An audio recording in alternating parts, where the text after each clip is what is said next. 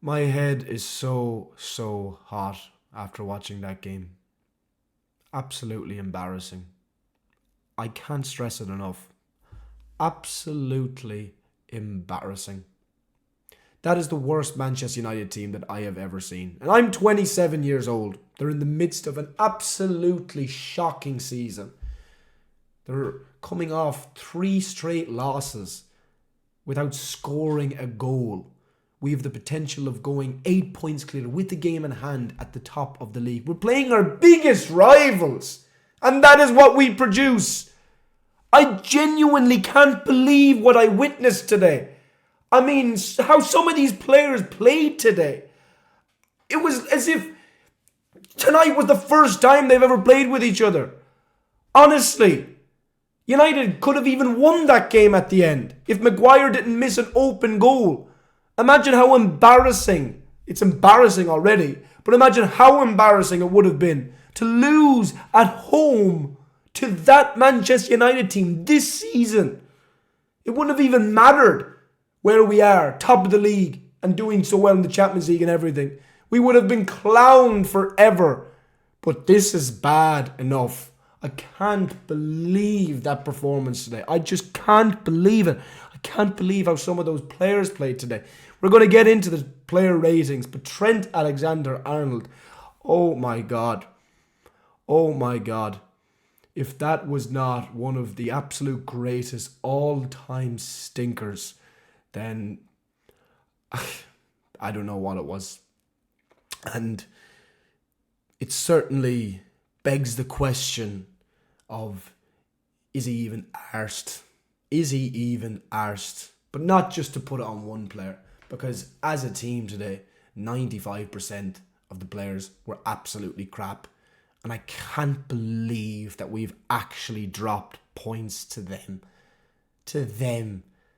Manchester United. That Manchester United team. I can barely speak. I'm so annoyed.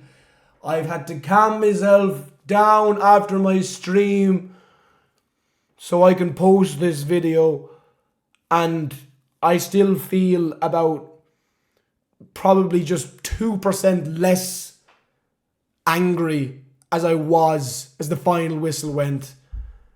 God, if we turn in many more performances like that from here to the end of the season, then things are going to get really, really ropey. Let's get into today's Liverpool player ratings. First of all, in goal, Alisson Becker. He actually made a couple of saves in the game. He couldn't really have done anything with the 2 goals. He made a good save from Højlund in the first half. I mean, United had chances, but he didn't have loads to do either. I mean, it wasn't as if they were peppering his goal with shots on target. Fine. I'll say 6. Trent Alexander-Arnold. A big, fat, beautiful 0. What on earth was that? Where is the fight? Where was the passion? Were you even arsed today? Did you even care playing that game? I mean, as I said previously, talking about obviously all these Real Madrid links. I mean, if you genuinely want to go, then just go. I can't believe, and I love Arne Slot to bits, but I can't believe he kept him on the pitch for 85 minutes today.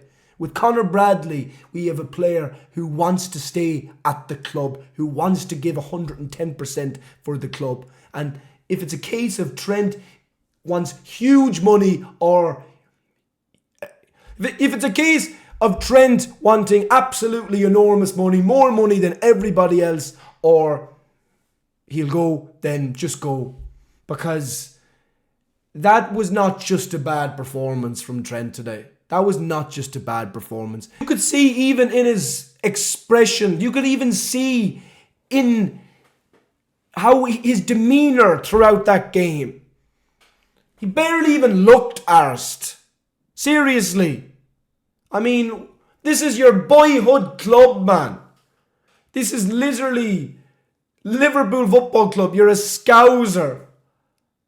And this is the way you're treating them. It's an absolute disgrace. And to be quite honest, if we see or continue to see performances like that from here, just start Conor Bradley every game and just get rid of Trent as soon as possible. Sorry, not sorry. Ibrahim Canady, great to see him back. Great to see him starting. Look, defensively, we were not good today, but that was pretty much 99.9% on Trent Alexander-Arnold. Canady was great in the air. He was a little bit slow to close down Garnacho for the second goal, in which the ball came in and Diallo finished. Look, if you were being hyper or overcritical of him, you could look at that. But in terms of first game back after injury, not bad. Solid enough. I'll say 6. Virgil van Dijk, very good. It certainly was no fault of his that we did not win that game today, because he was very dominant. He dealt with Højlund. He dealt with any threat that United possessed in that game going forward very, very, very well. He was good with the ball at his feet. He made a few good passes. He should have done better. He should have scored. I actually can't believe he didn't score from that corner in from McAllister late on in the game. Usually Virgil is a banker. You put your house on it for him to score in that situation. But look, apart from that, you can't knock his defensive performance today. I'm going to say 7.5 out of 10. Andy Robertson, plenty of energy, as always. Defensively, a couple of hairy moments, especially first half. Second half, I thought he was more effective going forward. His deliveries, again, are just not what they used to be. They really aren't. I mean, it's almost like now from our wing-backs is that if Trent doesn't put in a couple of good deliveries, we get really nothing from them going forward anymore. In terms of passing or in terms of crossing anyway. But look, he wasn't bad. Could he have done better for the second goal? Could he have got in front of Diallo, blocked the shot? Maybe. And that's maybe, look, me being annoyed and, overcritical. But I think he should be able to read where that ball is coming into, But look, he was okay. I'll say 5. Onto the midfield, Ryan Gravenberch. I thought he was excellent first half. That take he had in midfield, the turn, the shot. I mean, if that went in, it would have been an absolutely unbelievable goal. I thought he marshalled the midfield really, really well first half, especially in a game where United were doing okay on the counter. They were doing okay in midfield. Second half, not as good. There was parts in that second half where Liverpool's midfield was good, but there was other parts where we were really just being bypassed and ran through, where United created genuine good opportunities. But look, not bad. As I said, very good first half. I'll say 7. Alexis McAllister, maybe our best player today. He won the penalty. He put in a lovely pass to Cody Gakpo for the first goal, the equaliser. He was excellent first half. He was unlucky where Onana made a good save. I think he probably should have scored, but it was too straight, obviously, of a shot. If it's either side, it's a definite goal. But look, it was a really good performance. He was definitely our best midfielder today. I think he was probably our best player in terms of everything, what he did in that game. Of the many players who were not good today, you certainly can't knock Alexis McAllister's performance. He did everything in his power to try and get us those 3 points. I'm going to say, honestly, and I don't like to give too high ratings for a game like this because what an awful result, but I'm going to say 8.5. Curtis Jones, poor. Genuinely poor. And I like Curtis Jones. Curtis Jones has plenty of ability. He can be inconsistent. But ultimately, he has been on good form the last while. he hasn't turning in consistently good performances. But today was just not impactful whatsoever. He was non-effective completely. I thought first half, he barely got a kick. And whenever he did absolutely nothing, with the ball at his feet. Second half, he was a little bit better at times. But, it was a pretty poor performance for a player that you expect an awful lot out of, especially in a big game like that, especially where, Dominic Szoboszlai was ill. So you're expecting Curtis Jones to at least turn in as good a performance as Dominic Szoboszlai would, and the form that he's been on lately, which has been probably the best of his Liverpool career. I'm going to say Jones gets a 5, and that's probably generous. Salah didn't do much first half. Great ball into McAllister. Unlucky not to get the assist there. Tried his best. He was working on scraps first half, really. Second half, he was better. Certainly more of a threat. Had a lot more good dribbles. Liverpool seen the ball more, especially down that right side. And Salah, the vast majority of the time, did well with it. Took his penalty well, took the goal well. I thought Onana might have just saved it, but it was just right from Salah in the corner. So, hardly a vintage Salah performance, but not bad. I'll say 7. Cody Gakpo, a little bit like Salah, a little bit like a lot of these players. I think first half, he didn't really have much of an impact. With Cody Gakpo, you always get 110% effort, which, what you see is what you get, which is great. And look, he kept trying, and he always keeps trying, and he's seen a bit more of the ball second half. He scored a fantastic goal. He got Liverpool single-handedly back in that game. He took the game by the scruff of the neck and said, I'm going to lead my team back into this game, and he did, with an absolutely beautiful finish, a beautiful goal. He is a guy that goes up in my estimations week on week. I absolutely love him. And in terms of this game, how important he was, especially second half, I think he deserves an 8. Luis Diaz, poor. I wouldn't have taken him off. Nunes being brought on was a weird one from slot. Half an hour left and you bring on Nunes. He's just not going to get you a goal, bro. But we'll talk about him next. A bit like Jones, just didn't impact the game at all, really. Tried. Had a couple of good dribbles. Tried with a couple of passes. As always, tried taking on players through on the left and through the middle, but ineffective.